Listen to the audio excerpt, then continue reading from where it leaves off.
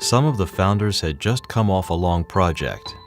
Another San Diego, California technology company they took from just an idea to filing to take the company out on the public stock exchange.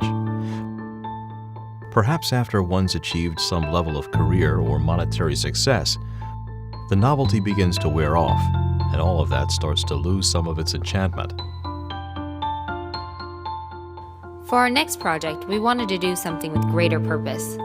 When we found out that almost half the world's population lives on less than $2 per day, we felt compelled to make that the problem we would probably spend the rest of our lives working on.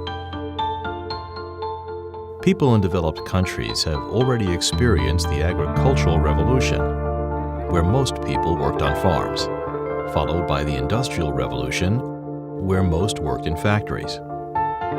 And now, they're in the midst of the Knowledge Revolution, where most people make a living using their knowledge. But much of the world still hasn't gone through the agricultural and industrial revolutions. We've been fortunate in our lives, and we want to give back by enabling knowledge-based opportunities for people everywhere, helping them, in many cases, leapfrog past the agricultural and industrial stages to join the knowledge revolution right from where they are, over the web. We believe the platform and the corporation needs to be controlled by all the people it serves.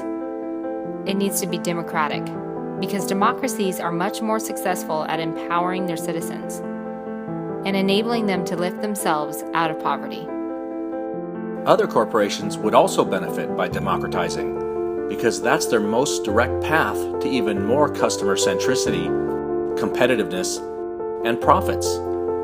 But more importantly, when they do that, it'll bring political power and influence back to people in democracies, which is the missing puzzle piece to fixing so many of the problems the people are having. Our mission is to empower people by enabling opportunity, hope, and influence. Our goal is to help half the planet earn an average of $25 per day by the year 2025.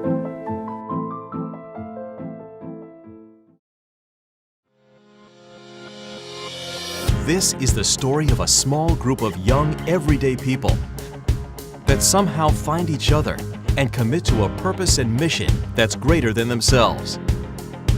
Thus far, the 15-year pursuit of their mission had three main phases, each with an eclectic cast of characters, victories and failures, small and large.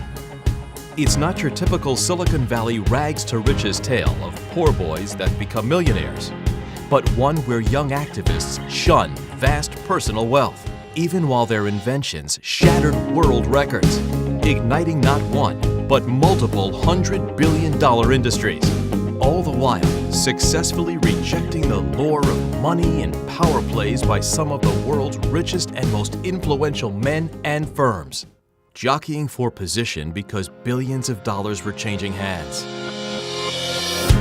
It's a drama that dragged in the governments of nearly every single country in the world.